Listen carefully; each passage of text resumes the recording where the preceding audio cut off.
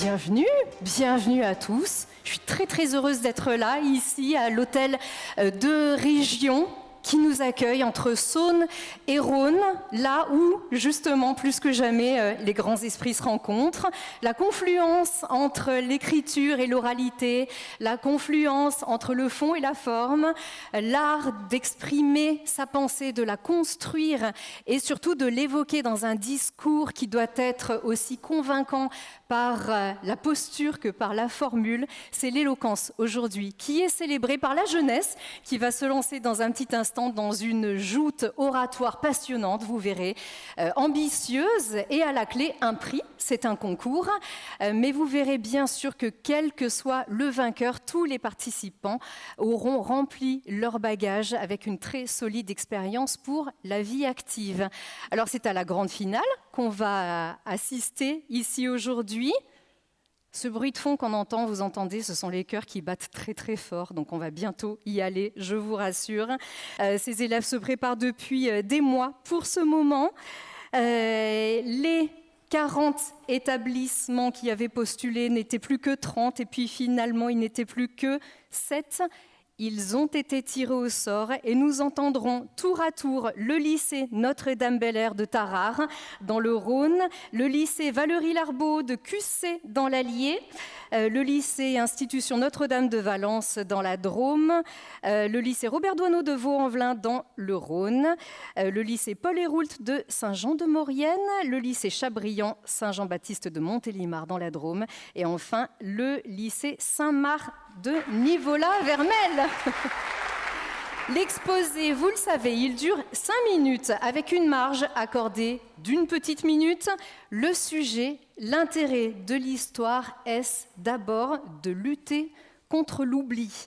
Le candidat sera jugé suivant des critères très précis, une grille d'évaluation que le jury a sous les yeux, avec entre autres la qualité de l'expression orale, la construction du propos, la cohérence, l'originalité, l'attitude, la gestuelle ou bien sûr le temps de parole. Le jury délibérera ensuite. Pendant ce temps, on testera les connaissances des équipes avec un petit quiz pour réduire un peu aussi le niveau de stress avant la proclamation des résultats. Les membres du jury, ça y est, vous êtes prêts ? Allez. Premier lycée candidat, la finale est lancée. Il s'agit du lycée Notre-Dame-Bel-Air de Tarare, dans le Rhône. Bienvenue au lycée Notre-Dame de Bel-Air.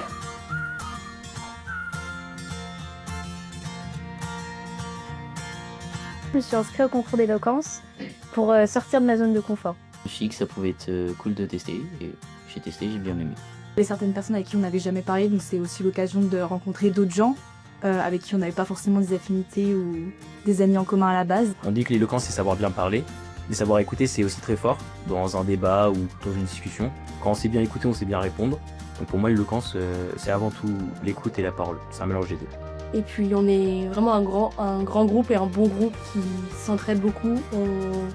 On charrie, on chamaille, c'est toujours avec de gentillesse. On fait des exercices où on doit regarder les personnes dans le blanc des yeux pour sans sourire, sans rigoler. Et c'est un exercice qui est dur parce que des fois je dois regarder la personne en face et on a envie de rire. On sait dans la gestuelle, dans la manière et puis on rigole beaucoup, on est quand même, on rigole bien. Aussi le fait qu'on soit tous différents, qu'on a tous nos qualités, nos défauts, au final si on regroupe tout ça ensemble, on réussit à faire de belles choses. On est venu en blanc, mais on reste jamais devant une page blanche.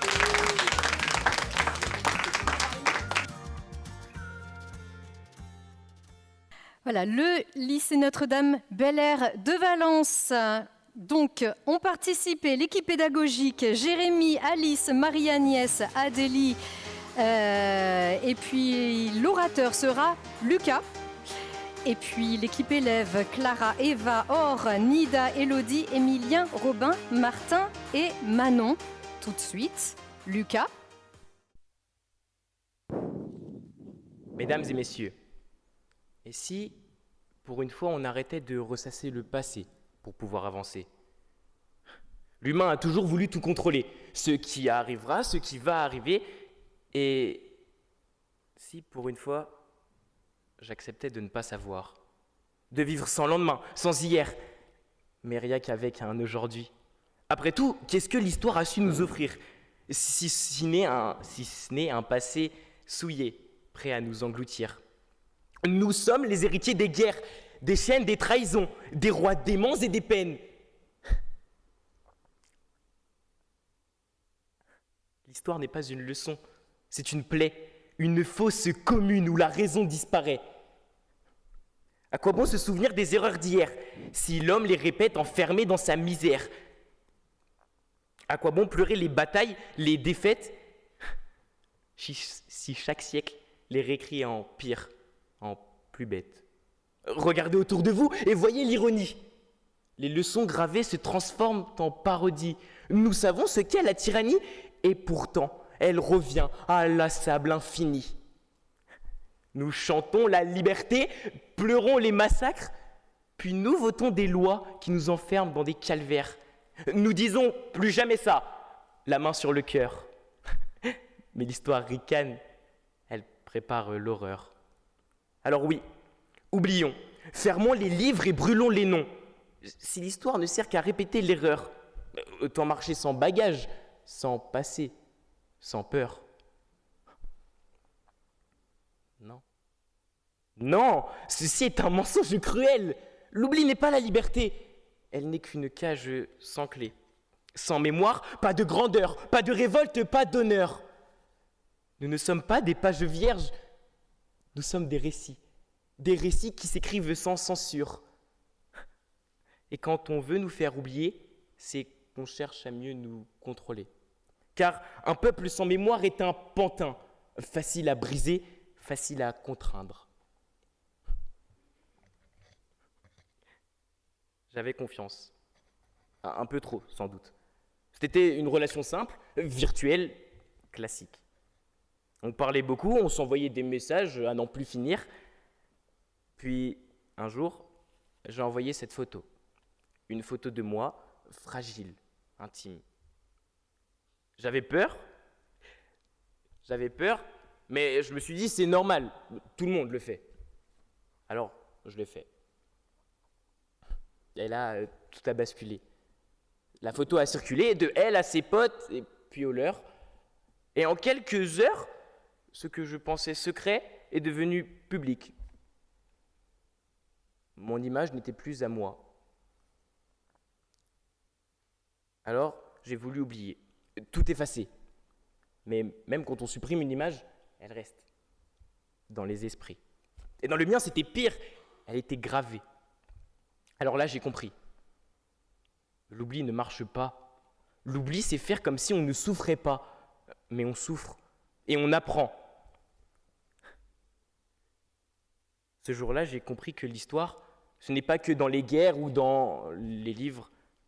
C'est aussi nos erreurs, nos failles, nos douleurs. L'oubli n'est pas un baume, il est une fracture, une lente agonie, une torture obscure. Regardez bien, qui veut qu'on oublie? Ceux qui ont le pouvoir, ceux qui l'ont pris, les tyrans, les traîtres, les faussaires d'opinion, ceux qui réécrivent l'histoire pour asseoir leur ambition.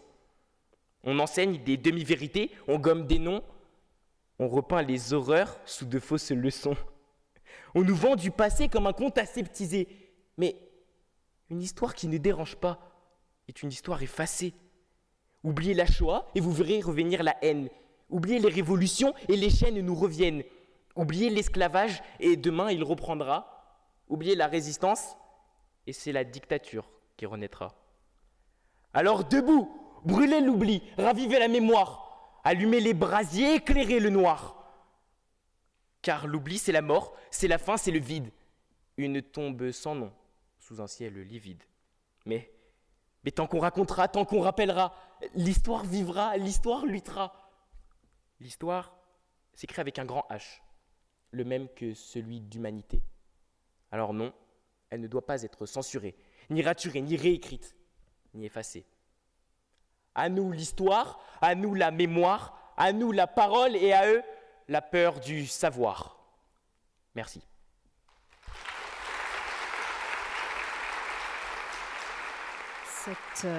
journée qui nous rassemble ici se déroule dans le cadre de l'action de la région en faveur des lycéens de leurs établissements, puisque, vous le savez, la région est la collectivité territoriale compétente en matière de lycée.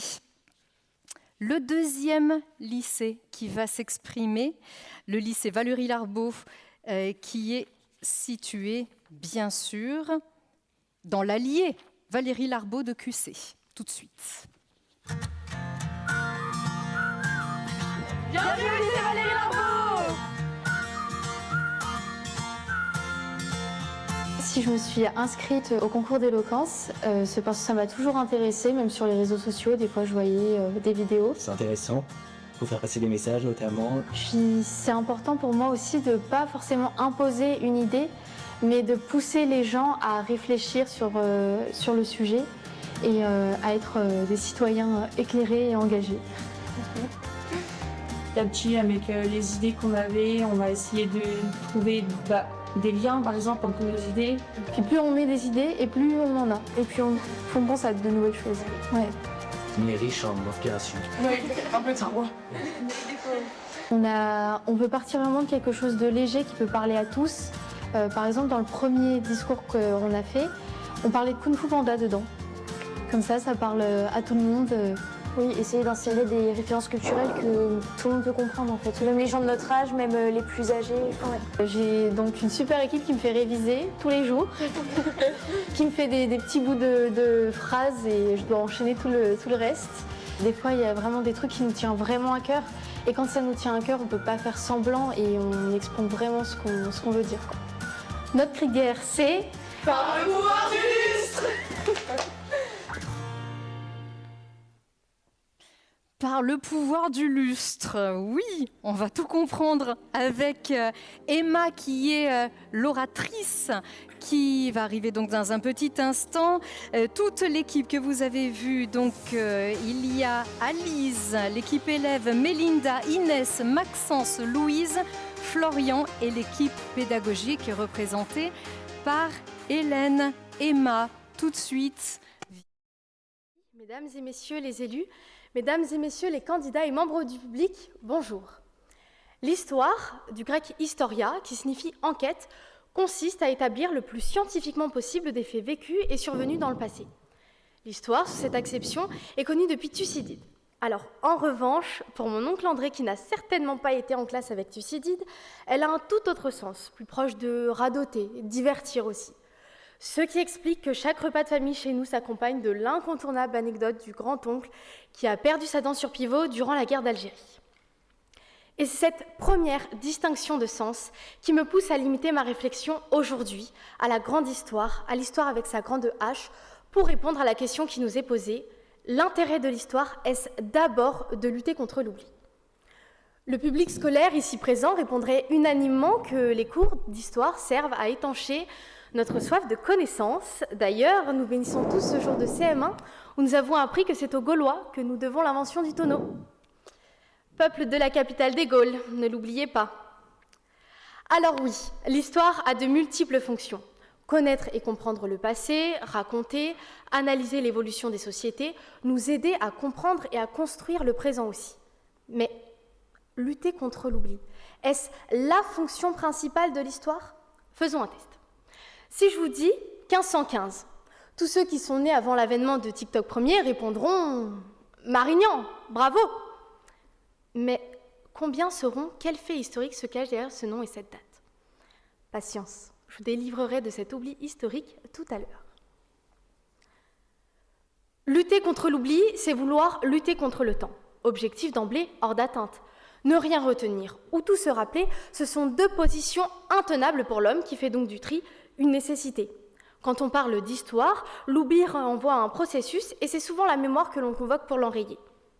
Certains des candidats à cette tribune prétendront que histoire et mémoire s'opposent. Non, je ne le pense pas. Elles sont deux sœurs qui se jalousent et s'observent, mais elles ont des points communs. Le premier, aucune d'elles ne collectionne aveuglément. La mémoire est sélective. D'ailleurs, dans le domaine des archives, des règles de destruction existent. Et l'histoire, elle, pour éviter de tomber dans une érudition folle, se doit de hiérarchiser et d'organiser les connaissances. Second point commun, ces sœurs ennemies savent s'allier contre l'oubli. Inutile de les hiérarchiser. Chacune tient sa place dans le processus de compréhension et de préservation du passé. La mémoire, c'est le présent du passé, et plus que jamais, c'est à l'histoire d'en être le garant critique. De plus, l'alliance de ces deux sœurs nous permet d'éviter bien des écueils auxquels l'oubli collabore. Un exemple d'écueil, le polissage de l'histoire, car rien ne peut figurer la réalité exacte. Tout n'est que représentation. Ainsi, lorsque Juliette Kolinka est retournée pour la première fois à Birkenau, elle s'est écriée « Ah mais non, ce n'est pas ça. Moi j'imagine l'odeur, la saleté, les personnes qui grouillent, tout en sachant que ce n'est pas possible. » Fin de citation. Oui, quelqu'un qui va à Auschwitz-Birkenau aujourd'hui peut ne rien voir, malgré le travail de mémoire, malgré les données de l'histoire. Mais aujourd'hui, le plus grand danger qui fait nid de l'oubli, c'est la réécriture, l'effacement volontaire, les arrangements avec l'histoire, même face à l'imprescriptible dont parlait Yankelevitch. Ces tentatives doivent être condamnées. L'histoire a déjà pendant des siècles été racontée subjectivement par les vainqueurs, par les plus riches, par les lettrés, par les hommes aussi, qui ont longtemps oublié les femmes. Si nous ne réagissons pas contre ces pratiques, nous serons nous aussi atteints par cette nouvelle rhinocérite aux cheveux roux qui réécrit l'histoire de la ségrégation raciale aussi vite que la géographie. Celle qui vide les archives, celle qui censure le journal d'Anne Frank, celle qui nous ôte notre sens critique et nous rend incapables de discerner en toute évidence un élan du cœur, d'un salut nazi. Or, ce n'est pas l'histoire à elle seule qui pourra lutter contre notre propension à l'oubli. Marignan a causé 16 000 morts en 16 heures. Et nous n'en savons presque plus rien. Pour lutter contre l'oubli, nous devons nous doter d'un devoir de conscience. 82% des Allemands sont allés aux urnes il y a 2 mois, quand ils ont senti revenir le spectre de la haine. Ce devoir de conscience, cette voix intérieure, celle de Primo Levi nous répétant pour l'éternité, n'oubliez jamais que cela fut. Ce devoir de conscience, il remonte en nous tel une sève humaniste lorsque le présent devient incertain. Ce devoir de conscience, il est le socle de nos valeurs républicaines. Et je refuse que les combats de Simone Veil, de Jean Moulin ou de Robert Badinter soient oubliés et qu'on leur tourne le dos. Ce devoir de conscience, c'est l'horizon d'un âge de raison, et non plus de pierre ou de bronze. Une ère qui sait se défier des meneurs de foule qui agissent sans penser. Ce devoir de conscience, il est enfin tout ce dont une IA ne sera jamais dotée. C'est donc pour lui, mesdames et messieurs, que nous devons tous nous sentir responsables de la préservation de notre passé. L'intérêt de l'histoire, c'est d'abord d'allumer les consciences humanistes. Et dans ces temps où l'ombre essaie de se propager, portons haut le flambeau, car les sanctuaires de la mémoire, ce ne sont plus tant les monuments ou les livres, ce sont les citoyens éclairés et engagés.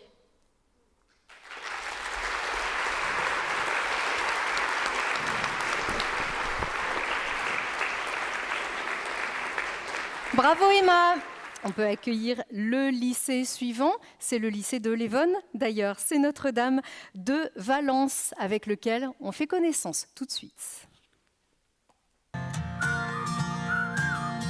Bienvenue au lycée Notre-Dame à Valence.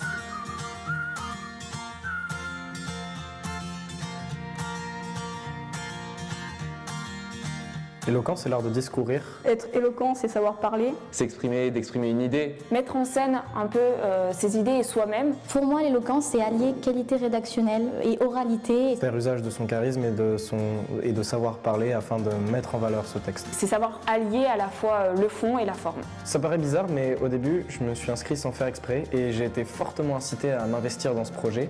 Et j'y ai trouvé une discipline où m'épanouir.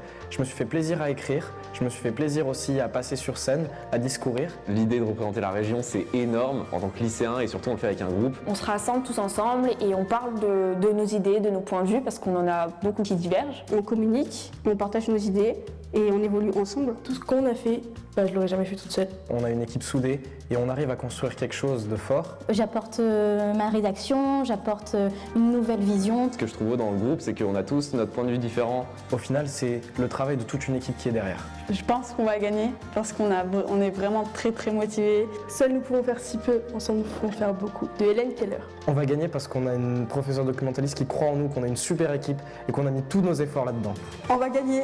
On caracolera et on gagnera.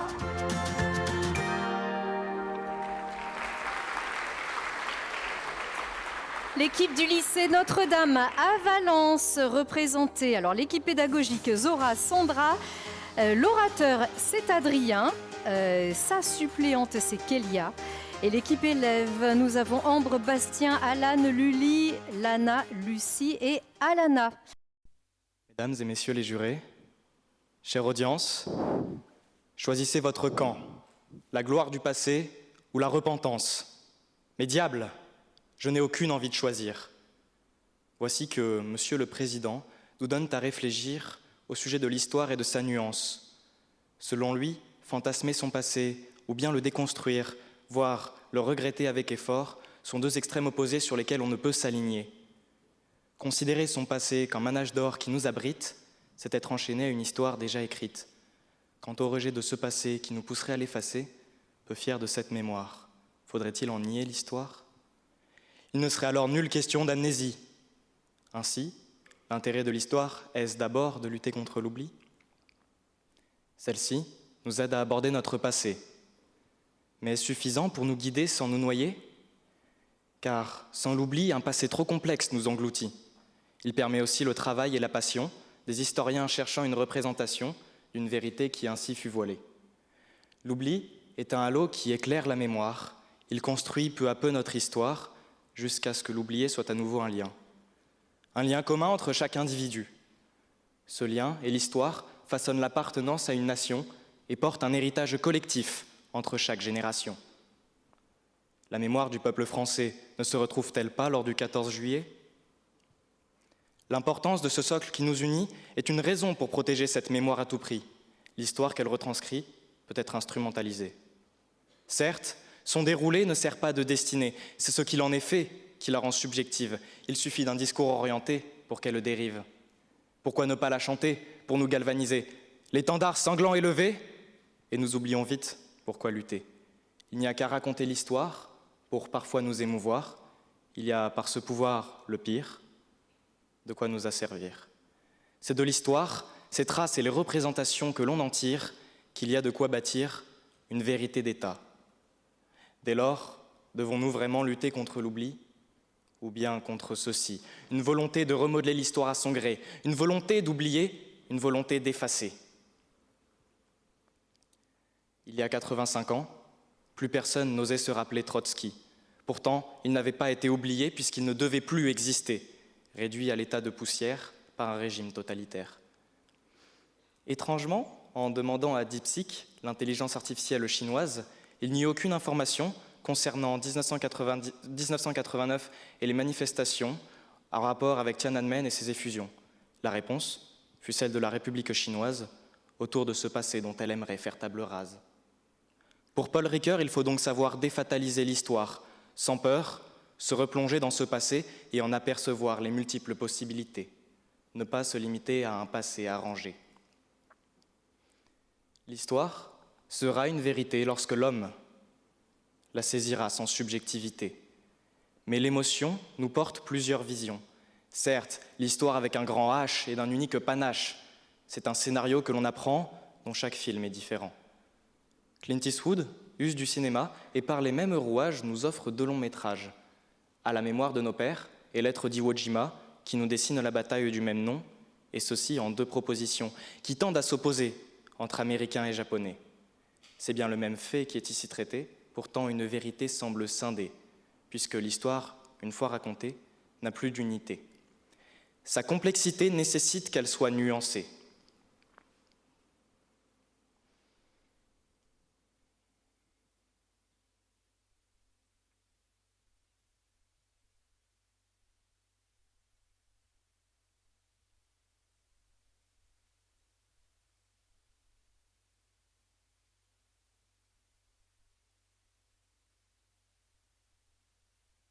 Alors, notre mémoire de société associe faits, souvenirs, récits et ressentis. Dans l'herbe rouge de Boris Vian, la recherche du savoir est un moyen de lutter contre l'oubli.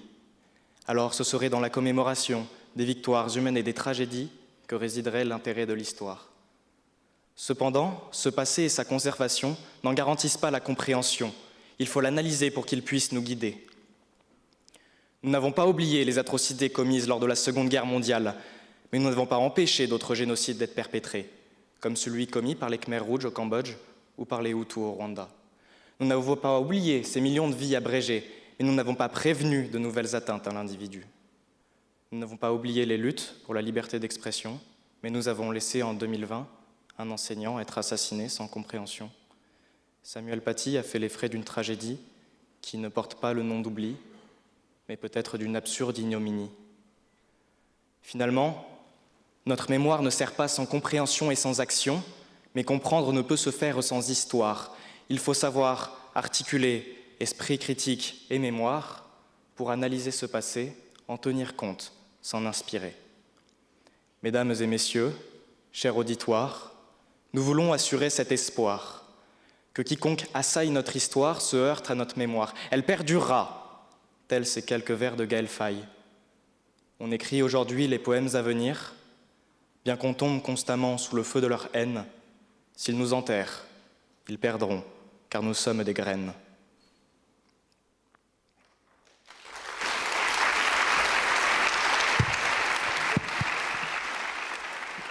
Et tout de suite, le lycée suivant, l'établissement, c'est le lycée Robert Doisneau, à Vaux-en-Velin, tout de suite. Bienvenue au lycée Doisneau.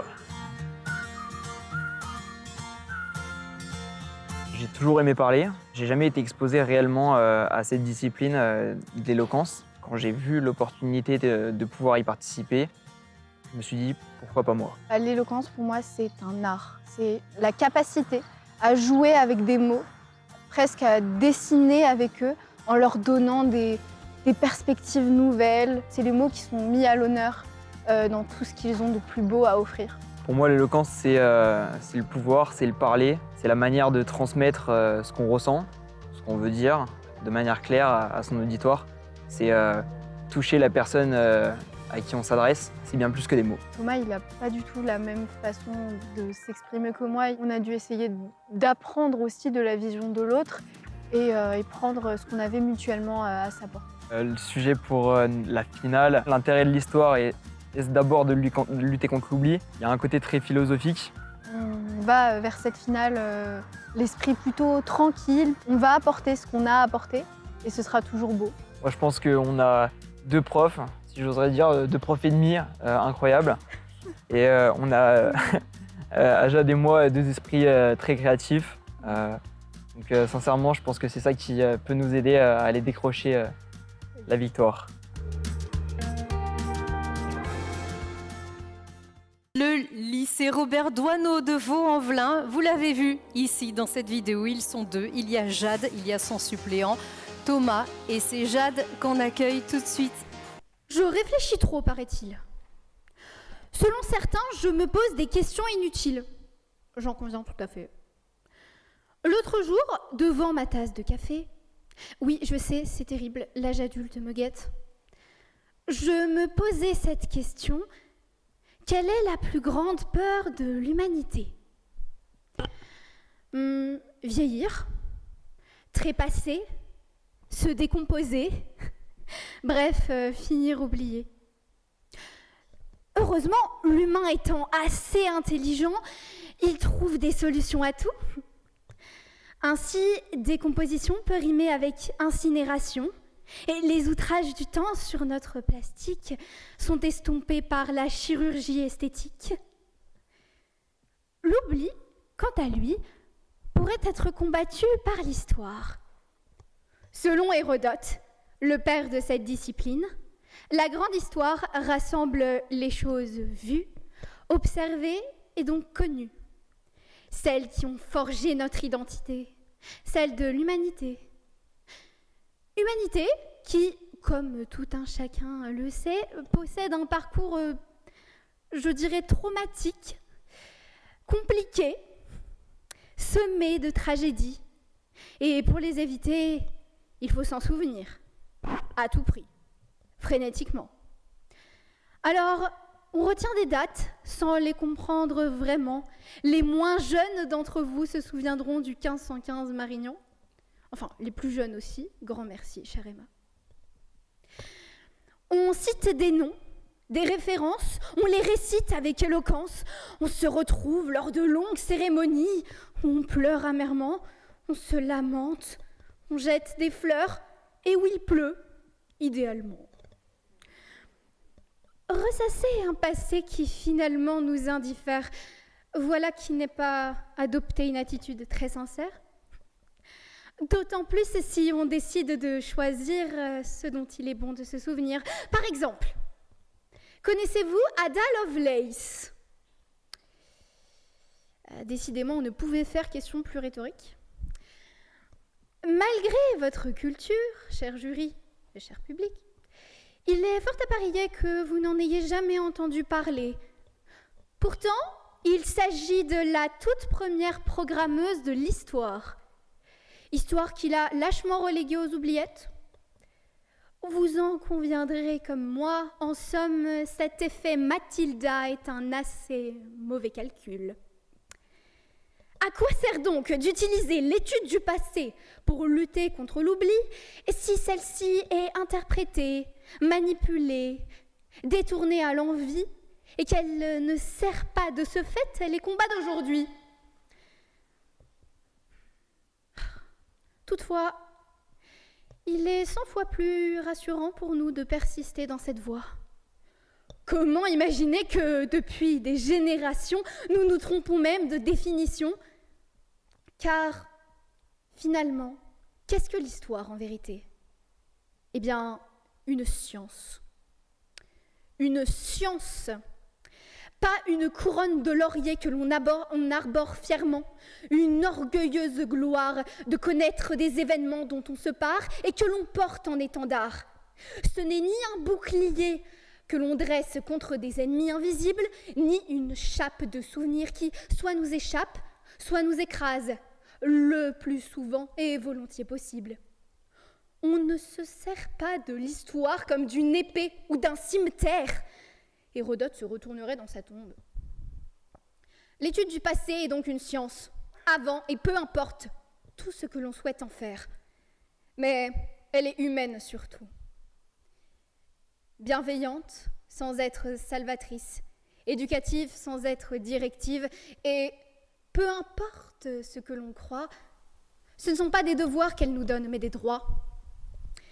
Si nous considérions plutôt le devoir de mémoire comme le droit de se souvenir, pour avoir le pouvoir, celui d'exister pleinement, de se sentir représenté, d'avoir un espace commun pour se réconcilier, enfin, une place dans la société. En parlant de place, le temps file et une bonne âme viendra bientôt m'aider à regagner la mienne en coulisses. Cela m'ennuie, car voyez-vous, je n'ai pas pu vous conter comment moi je m'engagerais pour lutter contre l'oubli. Pour ma part, j'opterai donc pour la petite histoire, celle qu'on habille de grandes lettres, faite d'anaphores et d'hémistiches, d'alexandrins et de rimes postiches. Car, au fil des pages, à travers les fables, on s'engage à défendre des causes honorables. J'écrirai donc des histoires, poursuivant à tout autre intérêt, puisqu'en fin de compte, c'est aussi aux orateurs, aux écrivains, aux poètes, de faire en sorte que les tragédies plus jamais ne se répètent et, comme du malheureux corbeau sur son arbre perché, de trouver en chaque épreuve une moralité. Merci. Tout de suite, la présentation du lycée Paul Héroult de Saint-Jean-de-Maurienne en Savoie. Bienvenue au lycée Paul Héroult. L'éloquence, c'est pas seulement bien parler, c'est vraiment l'art de faire passer un message, de renvoyer une image et de susciter les émotions chez un public. Et si vous arrivez à faire ça, je pense que vous avez réussi. Depuis que je participe, je suis beaucoup plus à l'aise à l'oral. L'année prochaine, moi, je vais faire des études de droit. Donc tout ce qui est art oratoire, je pense que ça m'aidera beaucoup. On fait comme une sorte de brainstorming. Alors moi, mon rôle dans l'équipe, c'est d'aider Marlon de donner des solutions. Je suis pas, on va dire, l'oratrice première, mais du coup, j'aide beaucoup à développer les idées. Alors le sujet proposé cette année, c'est l'intérêt premier de l'histoire, est-ce d'abord de lutter contre l'oubli? Je pense qu'une bonne connaissance de l'histoire, ça nous permet non seulement de connaître qui on était, mais aussi de connaître un peu qui on veut être et plus tard ce qu'on veut donner. Cette année, on a fêté les 80 ans de la libération du camp de concentration d'Auschwitz. Et là, on arrive sur les dernières générations qui ont vraiment vécu ces périodes de troubles, ces périodes d'horreur, etc. On voit dans le contexte actuel, en fait, c'est hyper important parce qu'on se rend compte que maintenant, on reproduit presque les mêmes erreurs qu'avant. Je vais faire preuve de modestie, je pense pas que je vais gagner parce qu'on a quand même, je suppose, d'autres candidats qui ont de grandes qualités et que j'ai hâte de rencontrer. Mais si on va gagner, c'est parce que les Mauriennais, ce sont les meilleurs et ça dans tous les domaines.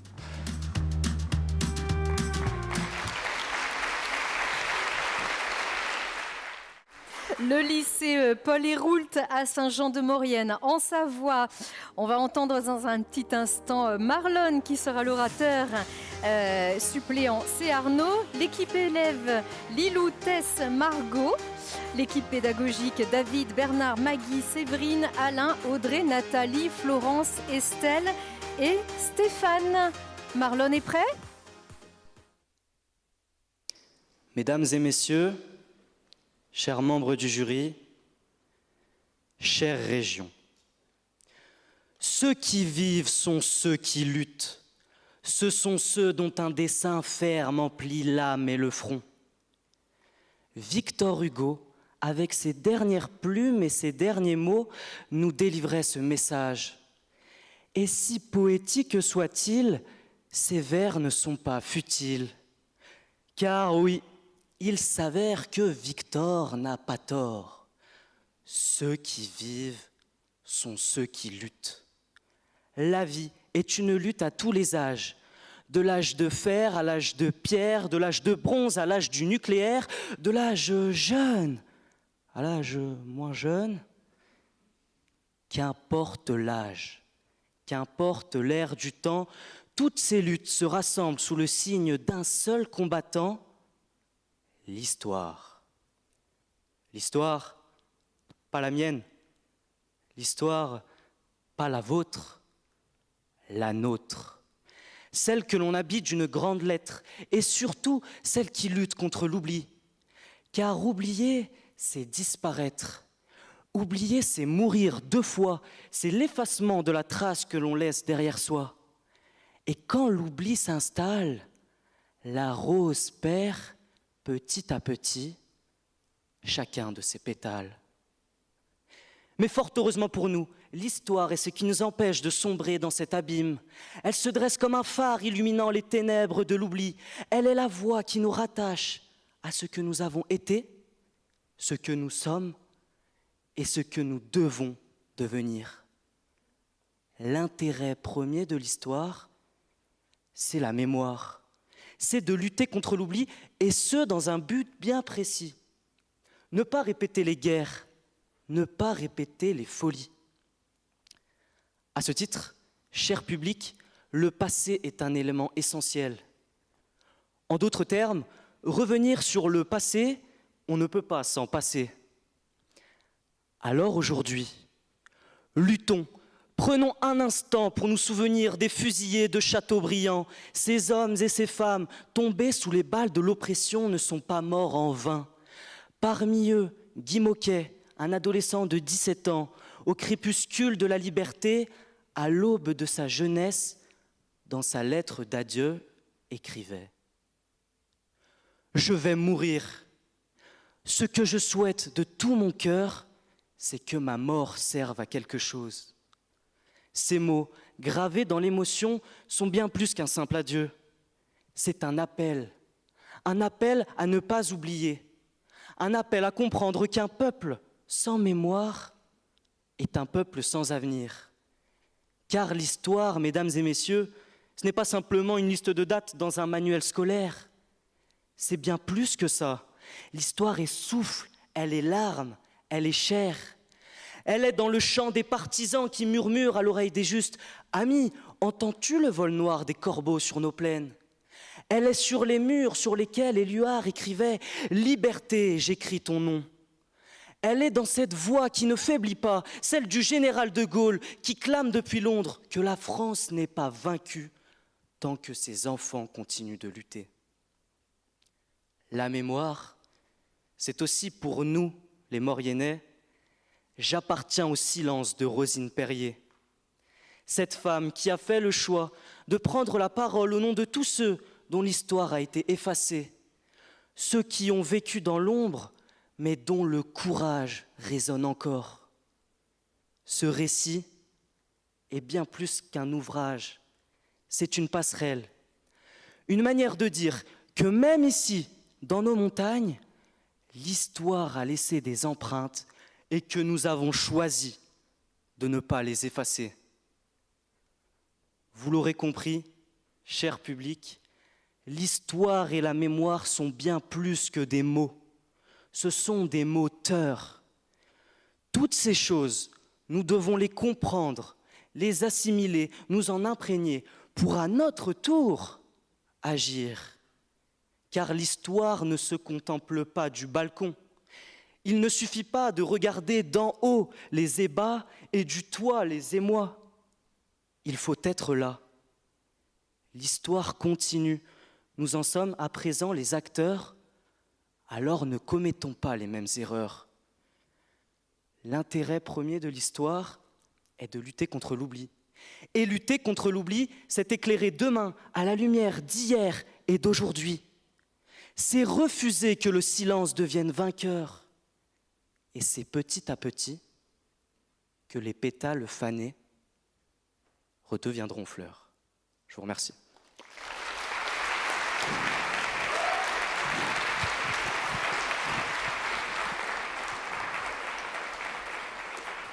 Bravo Marlon. Du lycée Paul-Héroult de Saint-Jean de Maurienne. L'établissement suivant, ce sera le 6e, et c'est le lycée Chabrian Saint-Jean-Baptiste de Montélimar dans la Drôme. Bonjour, bienvenue au lycée Chabrian Saint-Jean-Baptiste.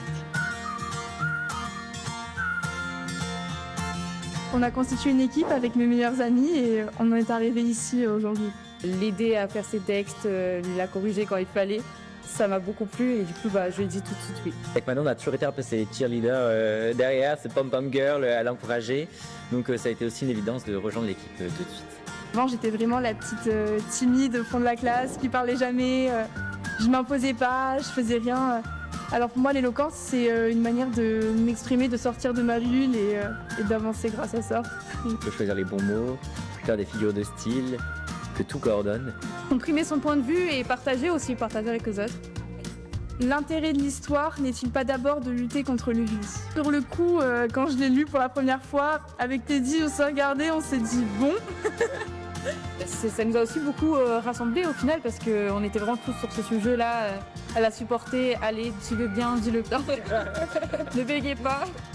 Notre devise, notre petit cri de guerre, notre slogan, ça serait plutôt l'éloquence, ce sera l'arc de nos idées.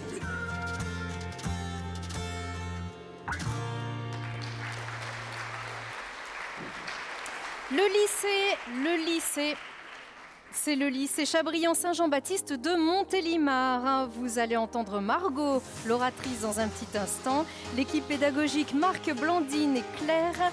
Le suppléant de Margot, c'est Teddy. Et puis l'équipe élève Clément et Manon. Mesdames, messieurs, membres du jury, il y a des noms que l'on chuchote encore, et d'autres que le vent emporte.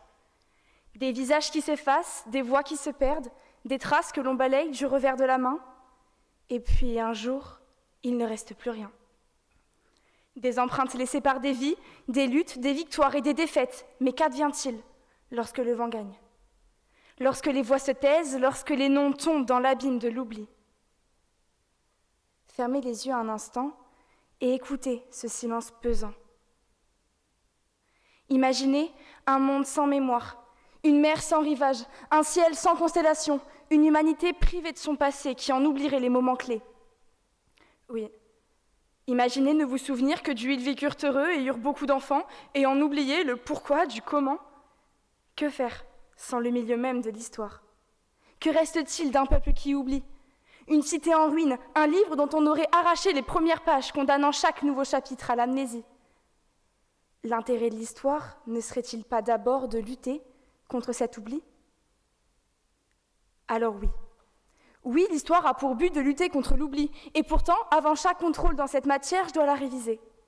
Car malgré le fruit de ma réflexion, j'en oublie toujours les dates. 14, 18, 39, 45, c'est toujours la guerre que ces chiffres marquent. Alors oui, l'histoire a pour but de lutter contre l'oubli, mais je crois pourtant qu'on en a oublié la joie. Dans les manuels d'histoire, il n'y a guère de paix, c'est presque automatique. Dans les manuels d'histoire, chaque page que je passe narre une nouvelle guerre et compte de nouvelles pertes. Et aujourd'hui encore, dans l'histoire des manuels, nous sommes en guerre. Alors comment faire pour ne pas l'oublier ? Si de toute façon, partout où l'on regarde, des maisons sont pillées, des soldats tués sont sourcillés. Enfin, je veux dire, qui peut bien vouloir se souvenir d'une telle atrocité ? Et pourtant, depuis la nuit des temps, l'homme se bat à tout bout de champ, pour tout bout de champ, bombe et explosion. Et si tout ça a lieu, c'est déjà qu'avant tout ce boucan, l'on ne s'entendait plus. Quand on demandait à son voisin un peu trop bruyant de cesser le son, il comprenait sécession. S'il y a tant de morts maintenant, c'est forcément qu'avant, personne ne s'est tué. Se taire. Voilà alors ce qu'il faudrait faire. Se taire sans faire d'histoire. Remarquez, c'est sûr que dans le silence, c'est toujours plus simple d'avoir la paix. Et puis, ça aide à oublier. Oublier les angoisses et les problèmes. Et puis, il faut se le dire, les silences précèdent toujours les histoires les plus belles.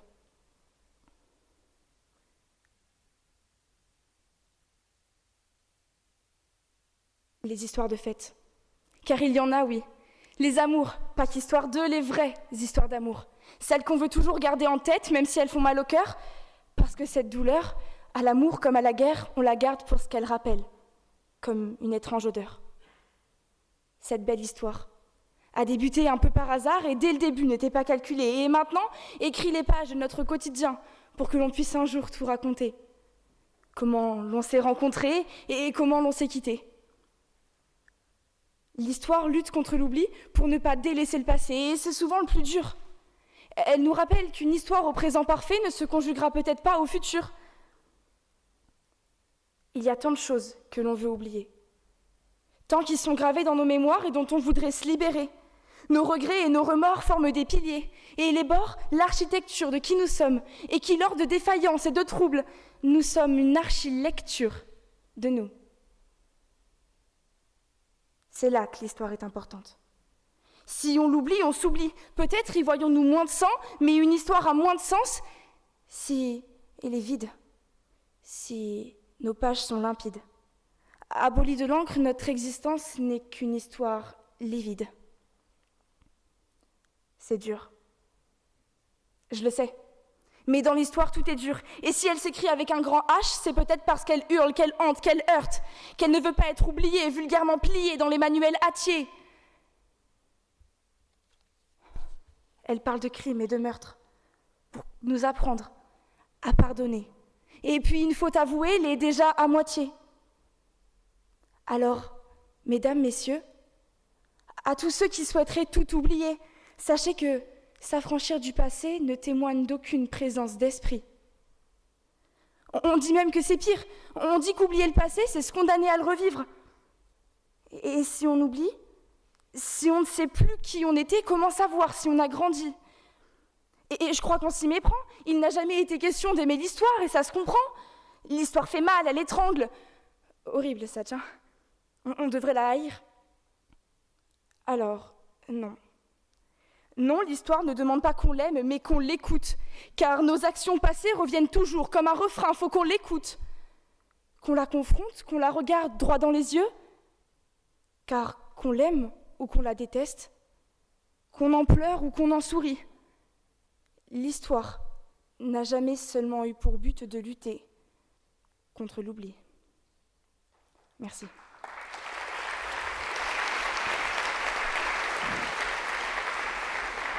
Bravo, merci Margot. Margot du lycée Chabrian-Saint-Jean-Baptiste à Montélimar, dans la Drôme. Dernier établissement dans la course, c'est le lycée Saint-Marc de Nivola-Vermel qu'on découvre tout de suite en vidéo. Bienvenue au lycée Saint-Marc.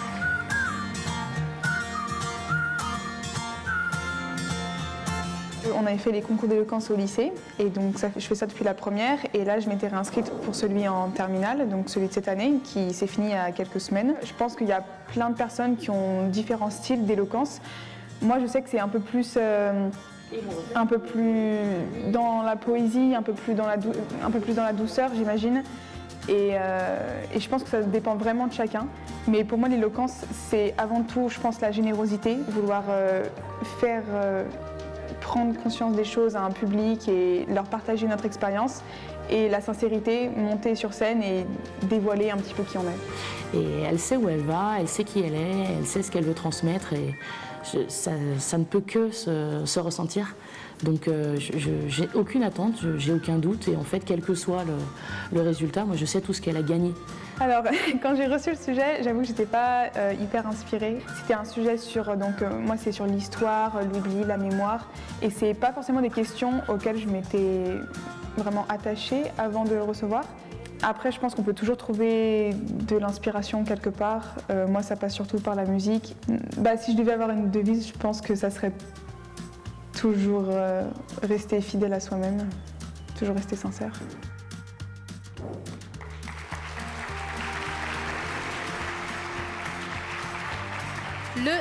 Le lycée Saint-Marc de Niveau-la-Vermelle, avec donc, on va entendre Louise dans un petit instant qui est déjà prête à nous rejoindre ici. Son suppléant c'est Tristan, l'équipe élève Zoé et Diane et l'équipe pédagogique Harmonie. Louise, ça y est. Oublier l'histoire, ce serait renoncer à ce que nous sommes. L'enseigner, c'est armer les consciences face aux menaces de l'ignorance. J'ai ici la lettre d'un jeune homme innocent qui appartient au passé, mais qui s'adresse au présent. Il écrit « Je suis le chevalier de la barre et je vous écris depuis le XVIIIe siècle. J'ai 20 ans à peine lorsque l'on m'arrache à la vie pour ne pas avoir salué une procession.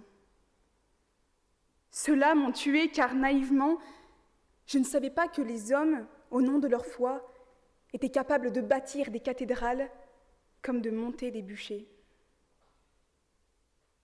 Je sais bien que bien d'autres après moi vécurent le même sort. J'ai vu tant de condamnations, de têtes inclinées, de soumissions héritées. Alors, en enseignant mon histoire, vous enseignez le prix de la liberté. Vous prouvez que l'on n'a pas toujours pu penser, douter et rire librement. Cette lettre, elle s'adresse à tous les Charlie et tous les Samuel Paty qui n'ont pas laissé l'ignorance l'emporter. Continuez à parler, continuez à montrer, continuez à croire qu'un esprit éclairé est un rempart contre toutes les formes de barbarie. Alors oui, l'histoire nous empêche d'oublier le chevalier Charlie, Samuel Paty et tous ceux qui bravent les interdits. Alors oui, l'histoire est l'outil qui permet de garder la mémoire du passé afin qu'il reste quelque chose de nos lignes, de nos vies, futiles et fragiles. Et par-dessus tout, l'histoire porte notre identité. C'est grâce à elle que nous construisons ce que nous sommes maintenant, petits hommes héritiers fragiles de nos ancêtres. C'est la preuve qu'examiner l'avant, ce n'est pas reculer, mais prendre de l'élan. Dès lors, il ne suffit pas de garder des souvenirs enfermés dans la poussière d'un livre oublié. Nous avons aussi besoin de penser et de vivre le présent par le prisme critique de l'histoire. Nous ne pouvons pas nous contenter du simple souvenir de ce qui fut, car ce qui importe vraiment, c'est d'utiliser ce souvenir, de le vivre, de l'incarner pour façonner l'avenir.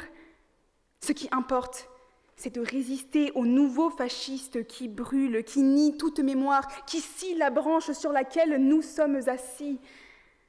Lutter contre l'oubli, c'est avancer ensemble, agir ensemble, apprendre ensemble et résister ensemble. Toutefois, à la suite de Paul Ricoeur, méfions-nous de l'excès de mémoire. Se souvenir trop, c'est parfois fuir un présent marqué par les cicatrices du passé. Et pour avancer sans que ce passé nous rattrape, il est essentiel parfois de l'oublier un peu. D'où l'importance de ne pas toujours lutter contre l'oubli. Mais l'histoire nous apprend aussi le pardon et la résilience pour que nous fassions peau neuve, même lorsque dans l'ombre les fossoyeurs de mémoire continuent leur vile manœuvre. Si l'histoire suffisait à bâtir un monde meilleur, Voltaire aurait suffi à défendre le chevalier, Zola aurait suffi à défendre Dreyfus, et aujourd'hui nous n'aurions plus à craindre l'antisémitisme et l'intolérance. Et pourtant, l'histoire sert à reconnaître dans le son du présent les échos du passé, à combattre non seulement l'oubli, mais la persistante infamie. En essayant de la faire tomber sous les feux de leur haine, ceux qui veulent l'enterrer perdront, car nous sommes des graines. Ce sont nos racines qui dépotent le despote, qui permettent aux générations suivantes et à la nôtre de grandir pour fleurir. Si le recommencement de l'atrocité est tracé, à nous de dévier, à nous de prendre des routes incertaines, de trouver des soleils nouveaux, d'enfiler des semelles de vent. En mettant des mots sur hier et sur aujourd'hui, on affronte ensemble le destin, on riposte le regard vers demain. La destinée est une. L'instant passé s'efface furtif, comme un clin d'œil vif qui s'enfuit. À la fin, dans le silence, dans le calme et les absences, il restera nos voix, comme celle de Molière qui déclamait « Tous les discours n'avancent point les choses, il faut faire et non pas dire, et les effets décident mieux que les paroles. » Merci de m'avoir écouté.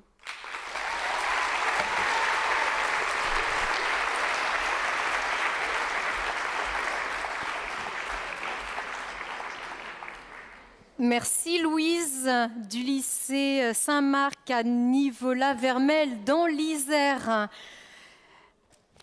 Je suis bien heureuse de ne pas être à votre place, mesdames, messieurs les membres du jury, tant nous avons été, pour notre part, de ce côté de la salle, extrêmement impressionnés par la pertinence de ces discours et par cette maturité, vraiment. On est extrêmement poussés à la réflexion par les textes de nos lycéens. Nous allons donc vous laisser délibérer.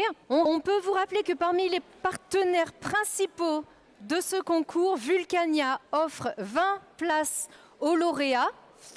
Vulcania, c'est bien sûr le parc dans la région Auvergne, bien sûr, un des 10 parcs en termes de fréquentation en France, une grande fierté du territoire. Et donc, 20 places seront offertes aux lauréats. Pour ceux qui ne connaissent pas Vulcania, regardez tout de suite cette petite vidéo. Partez en exploration à Vulcania, au cœur des volcans d'Auvergne, à la découverte des volcans, des phénomènes naturels et de l'espace. Animation dynamique, films sur écran géant, spectacles et l'attraction sismique Namazu. Voyagez aussi dans l'espace avec le plus grand planétarium de France. Vulcania, le parc d'exploration des volcans et de la planète Terre. Voilà, je suis sûre que vous avez très envie d'y aller. Bien sûr, eh bien on a un petit quiz, on a préparé un petit quiz pour les élèves. Donc, les équipes viennent nous envoyer 2 candidats. Je pense qu'ils ont été, sollicités. Et venez ici, rejoignez-moi.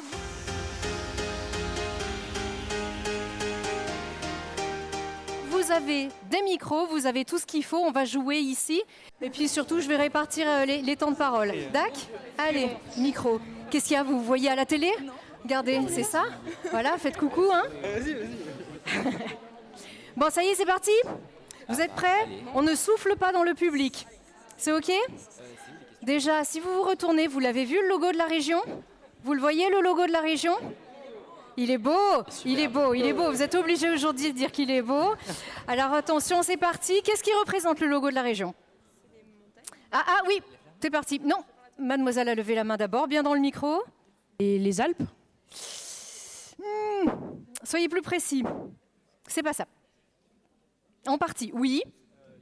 Toutes les montagnes des massifs de la région. Il y a le fleuve du Rhône, il me semble, en contrebas. Et donc Vercors et les Alpes aussi. Voilà, l'eau, les montagnes. Il faut être encore un peu plus précis. Il manque quelque chose. Allez, je vais vous le dire parce qu'il est quand même très précis. Donc oui, j'accepte une partie des réponses. Non, il y avait encore un peu de... Non. Alors attention, c'est l'authenticité du territoire auvergnat, le dynamisme de l'axe rhodanien et la puissance des Alpes. Donc voilà, il manquait l'axe rhodanien. Et ouais. Non, il faut être précis. Attendez, on est au siège de la région, donc là aujourd'hui... Allez, là, une question très facile, il va falloir être le premier à lever la main. Lequel de ces départements ne fait pas partie de la région Auvergne-Rhône-Alpes? La Haute-Loire, la Drôme, la Lozère ou la Savoie? Oui, au fond, parce que... Allez. Comment tu t'appelles? Comment vous vous appelez, pardon? Lisa. Lisa, c'est là? La Haute-Loire. Oh,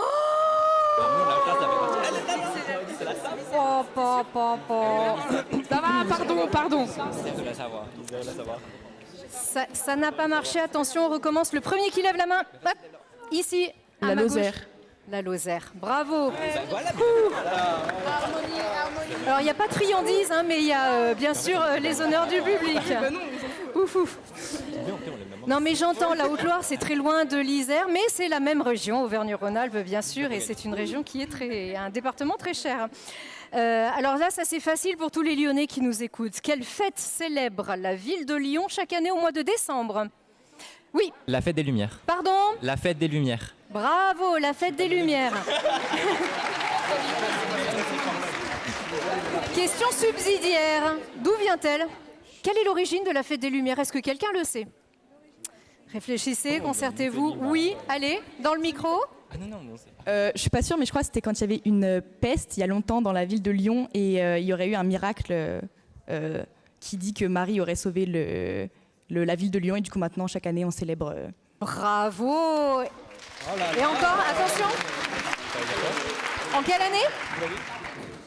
En 1643.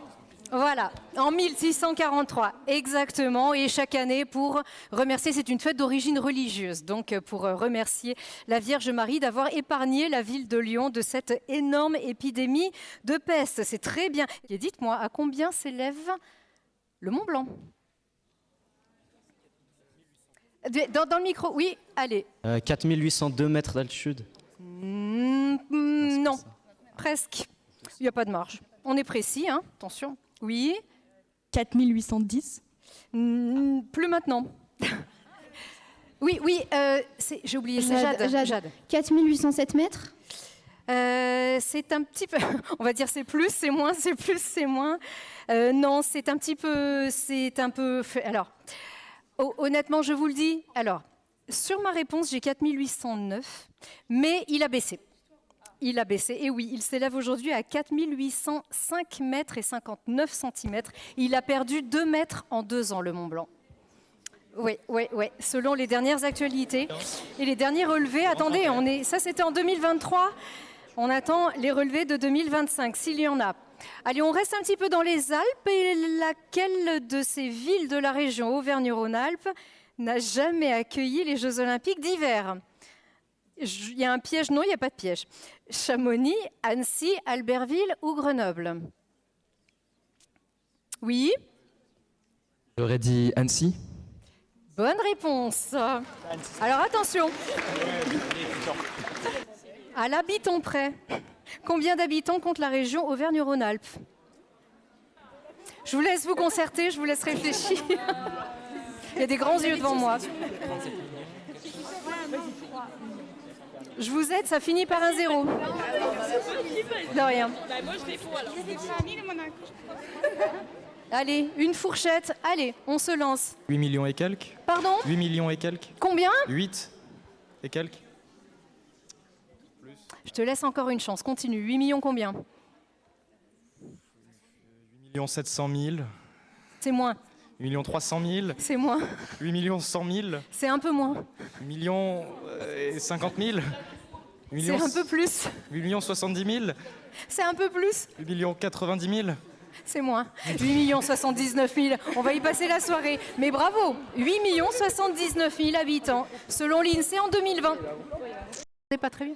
Oui, mais si je me mets au milieu, regardez, ça fait comme ça. Ouhou. Non, c'est pas génial. Ben, je change de côté. Hein? Allez, à tout à l'heure. Allez, facile. Quel célèbre fromage à pâte persillée vient d'Auvergne et est connu pour ses veines bleues. C'est ça, le bleu d'Auvergne. Bravo. On me précise un fromage de caractère. Tu confirmes? T'aimes pas le fromage? Mais tu les connais bien. Bravo. Bravo, ça c'est sûr. Alors là, c'est pour les géographes. Classez-moi Valence, Lyon, Saint-Étienne, du nord au sud, du plus au nord au sud. Saint-Étienne, Valence ou Lyon? Alors, du nord au sud, c'est Saint-Étienne d'abord, du Lyon, nord Valence. au sud. Donc on a Saint-Étienne, Lyon, Valence. Et non. C'est Lyon, Saint-Étienne, Valence. Oui. C'est Lyon, Saint-Étienne, Valence. Et Valence. Montélimar. Après. Lyon, Saint-Étienne et Valence. Et Montélimar. C'est ça. Et Montélimar. Bravo. Mais ça faisait pas partie du questionnaire. On est complet. Bref, on vous remercie beaucoup à vous tous. Bravo d'avoir participé. Les gagnants sont vous. Bravo, bravo. Et bravo Margot. On vous laisse retourner à votre place. Le jury va bientôt revenir, va bientôt arriver. On respire une petite seconde. Ça marche ? Allez, merci beaucoup à vous tous. Êtes-vous prêts à rendre votre verdict, mesdames et messieurs les membres du jury? Je vous remercie de bien vouloir me rejoindre ici, sur cette scène.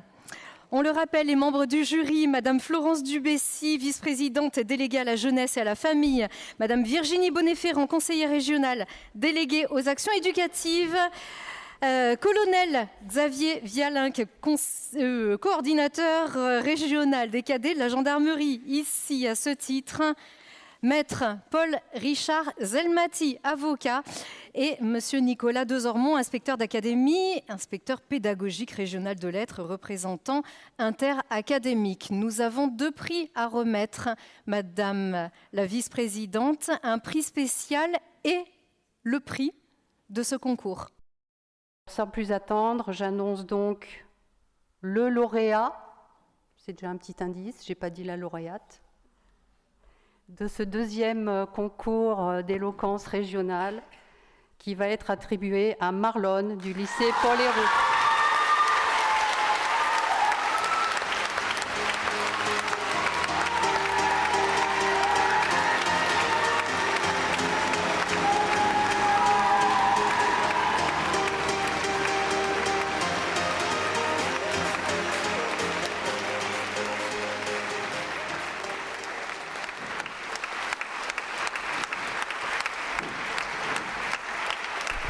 Marlon, tout de suite, grand vainqueur. Moi, je ne vais pas beaucoup parler, je pense que vous m'avez suffisamment entendu aujourd'hui. Ce que je voudrais faire, c'est surtout des remerciements. D'abord, merci à la région. Merci de nous donner la possibilité, à nous les lycéens, de porter notre voix, de porter nos convictions haut et fort ici dans cet hôtel de région. Merci aussi à mon professeur, M. Chambreau, tout le personnel de mon lycée qui m'a accompagné, mon équipe bien évidemment, et dédicace à Arnaud particulièrement. Merci. Bravo.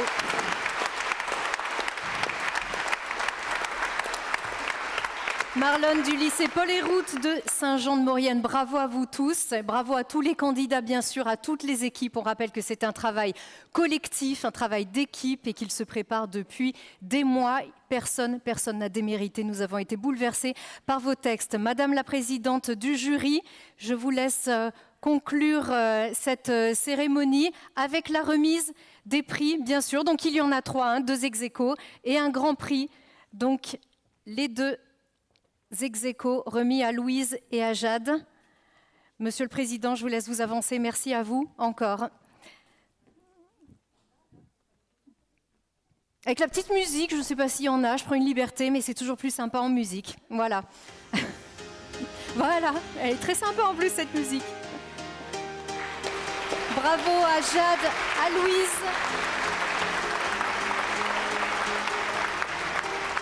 Jade du lycée Robert Doisneau de Vaux-en-Velin, Louise du lycée Saint-Marc de Nivola-Vermel.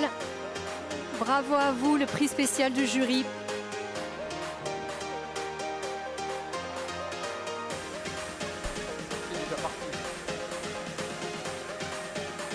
Bravo Jade, bravo. Alors, on appelle d'abord... Ah oui, bien sûr. Oui, oui.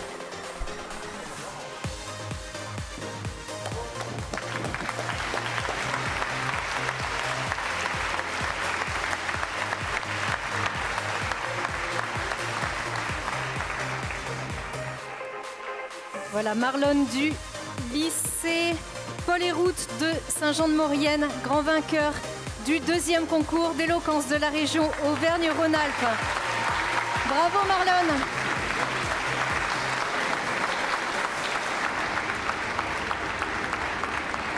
Bravo et merci encore à vous tous. Merci à vous tous de votre enthousiasme tout au long de cette cérémonie du grand concours d'éloquence de la région Auvergne-Rhône-Alpes.